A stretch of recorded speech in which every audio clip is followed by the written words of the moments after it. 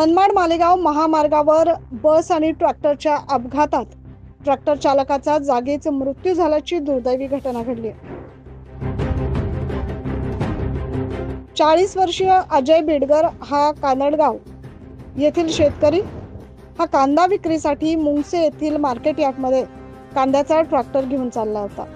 त्यावेळी चोंडीजवळ मनमाड आगाराची भरधाव वेगाने जाणाऱ्या मनमाड नांदुरबार बसने ओव्हरटेक करतेवेळी त्याच्या कांद्याने भरलेल्या ट्रॅक्टर आणि ट्रॉलीला धडक दिली।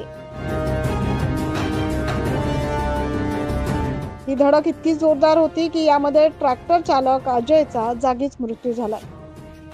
तर यावेळी बसमधील काही प्रवासी देखील जखमी झालेत।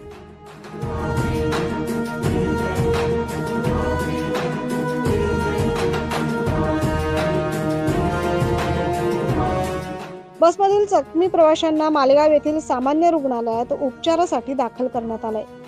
घटनास्थळी रस्त्यावर कांद्याचा इतका खच पडला होता की त्यामुळे वाहनांना वाट काढताना मोठी कसरत करावी लागली। अपघातस्थळीपासून कानडगाव हे जवळच असल्याने बघ्यांची मोठी गर्दी झाली होती।